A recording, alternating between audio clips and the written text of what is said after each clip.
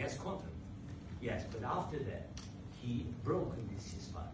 He killed our people, and he didn't exchange prisoners. We signed the exchange of prisoners, but he didn't do it. What kind of diplomacy, JD, you are speaking about? What do you mean? I'm talking about the kind of diplomacy that's going to end the destruction of your country. Yes, but if you Mr. President, with respect, I think it's disrespectful for you to come to the Oval Office and try to litigate this in front of the American media. Right now, you guys are going around and forcing conscripts to the front lines because you have manpower problems. You should be thanking the President for trying to bring it into this conflict. Have you ever been to Ukraine? Did you see what problems we have? I have been to. I've actually watched and seen the stories, and I know what happens is you bring them on a propaganda tour, Mr. President. Do you disagree that you've had problems bringing people in your military?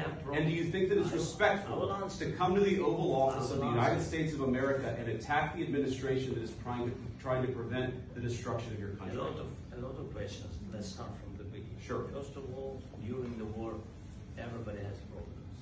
Even you, but you have nice ocean and don't feel now, but you will feel it in the future. God bless. You don't know that. God bless. You don't God know. bless. You will not have a war. Don't tell us what we're going to feel.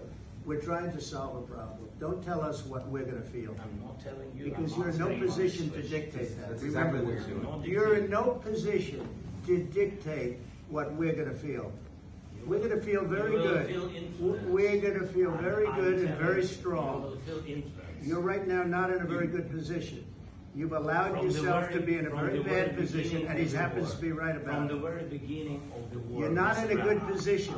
You don't have the cards right now. With us, you start having cards. But right now, you don't. Yeah, you're playing cards. You're playing cards. You're gambling with the lives of millions of people. You're gambling with World War III. You're gambling with World War III. And what you're doing is very disrespectful to the country, this country, that's back to you. Far more than a lot of people said they should have. Have you said thank you once? This entire meeting? No, in this entire meeting, you said thank you.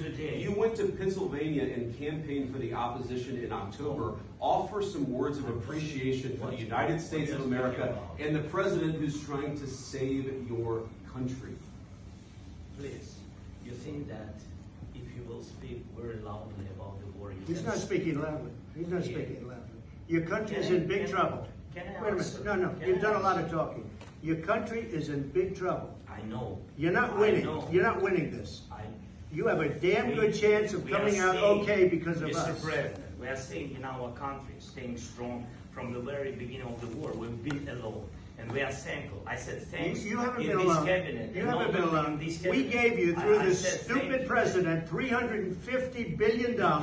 We gave you military equipment, and your men are brave, but they had to use our military. If you didn't have our military equipment, this war would have been over in 2 weeks. In 3 days. I heard it from Putin. In 3 days. This is something maybe less. In 2 weeks, of course, yes. It's going to be a very hard thing to do business like this. Again, just say thank you. I said a lot of times to American people. Accept that there are disagreements, and let's go litigate those disagreements rather than trying to fight it out in the American media when you're wrong. We know that you're wrong. But you see, I think it's good for the American people to see what's going on.